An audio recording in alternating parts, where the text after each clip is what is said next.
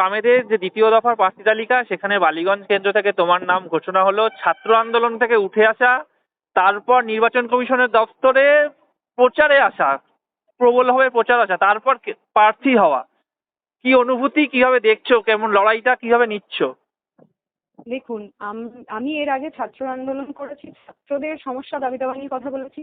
বর্তমানে পার্টি আমাকে দায়িত্ব দিয়েছে মানুষের জন্য কাজ করার, মানুষের হয়ে লড়াই করার, এবং সেই জন্যই বালিগঞ্জ বিধানসভা, এবং সেই বালিগঞ্জ বিধানসভায় আজকে আমার প্রথম প্রচার।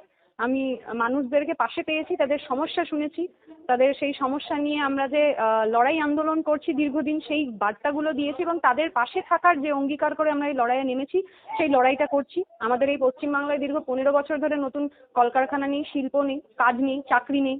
সরকারি স্কুলগুলো বন্ধ হয়ে যাচ্ছে, গরিব ঘরের ছেলেমেয়েরা স্কুলগুলোতে যাওয়ার সুযোগ পাচ্ছে না, নিয়োগ নেই, শিক্ষক নিয়োগ নেই বলে সেই স্কুলগুলোর ভঙ্গুর দশা, পরিকাঠামোর উন্নয়ন নেই এবং সাবজেক্ট নেই।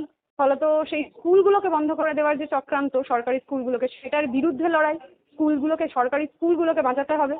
এবং তার সাথে সাথে এই যে যুব সমাজের যে কাজ নেই, তাদের কাজের জন্য আমাদের লড়াই।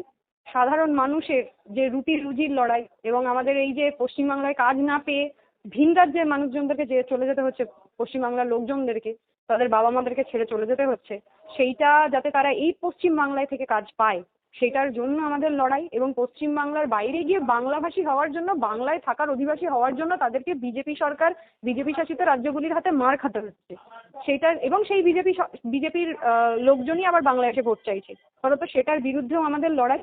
আমরা মানুষের রুটি রুজির লড়াই, শিক্ষা স্বাস্থ্যর লড়াই, এই সমস্ত লড়াই লড়বো। এবং বালিগঞ্জের যে সমস্যাগুলো রয়েছে, নিকাশি ব্যবস্থার সমস্যা, বেআইনি নির্মাণ, স্কুল বন্ধ হয়ে যাওয়া, একই সাথে হচ্ছে যে এই যে পরিবেশকে বাঁচাতে হবে, মানে গাছ কেটে ফেলা হচ্ছে, সেই সমস্ত কিছু নিয়ে আমাদের লড়াই। মানুষকে নিয়ে, মানে মানুষকে সঙ্গে নিয়েই সেই লড়াইটা আমি লড়বো।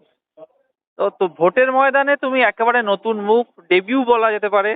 সেখানে দাঁড়িয়ে তোমার যারা প্রতিপক্ষ, তৃণমূল বলো বিজেপি বলো, তারা অনেক অভিজ্ঞ রাজনীতিবিদ, দীর্ঘদিনের বিধায়ক, তৃণমূল যে প্রার্থী হতে চলেছে, মন্ত্রীও ছিলেন। তো একটু হলেও কি ভয় করছে? দেখুন, মানুষের জন্য, মানুষকে সঙ্গে নিয়ে কাজ করতে নেমেছি। এই লড়াইয়ে কোনো ভয়ের জায়গা নেই, এবং বাকিরা অনেক অভিজ্ঞ হতে পারেন, কিন্তু তাদের যে মতাদর্শ, তাদের যে আদর্শ, সেই আদর্শ মানুষের পক্ষে যাচ্ছে না। তারা মানুষের হয়ে কাজ করছে না। ফলত আমরা বামপন্থীরা মানুষের দৈনন্দিন সমস্যা নিয়ে, মানুষের রুটি রুজি নিয়ে লড়াই করতে নেমেছি। ফলত সেই লড়াইটা আমরা লড়ে যাব।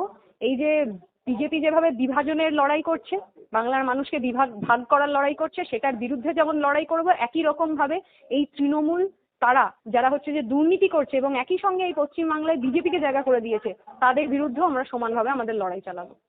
গত বালিগঞ্জ বিধানসভা উপনির্বাচনে সায়রা শাহ আলীম এই সিট থেকে কন্টেস্ট করেছিল, তিনি দ্বিতীয় স্থানে উঠে এসেছিল, যেটা উল্লেখযোগ্য ছিল সেই সময় বামেদের যে অবস্থা ছিল রাজনৈতিকভাবে। সেখান থেকে এবার তোমার কাছে চ্যালেঞ্জটা প্রথম হওয়ার, কতটা আত্মবিশ্বাসী? আমি একদমই আত্মবিশ্বাসী, কারণ হচ্ছে যে লড়াইয়ের ময়দানে যখন নেমেছি তো জেতার জন্য নেমেছি, এবং মানুষকে পাশে পাচ্ছি, মানুষের অনেক আশীর্বাদ পাচ্ছি, তাদেরকে সঙ্গে নিয়েই এই লড়াইটা লড়বো আমরা। এবং বামপন্থীরাই মানুষের নিয়ে কথা বলছে, মানুষের দৈনন্দিন রুটি রুজি নিয়ে কথা বলছে, শিক্ষা স্বাস্থ্য নিয়ে কথা বলছে, কর্মসংস্থান নিয়ে কথা বলছে। তো সেই বাংলাকে পুনরুত্থান করার যে লড়াই, বাংলাকে বাঁচানোর যে লড়াই, সেই লড়াইটা আমরা বামপন্থীরা রাস্তায় নেমে লড়ছি। আমিও সেই লড়াই লড়বো এবং জিতবো।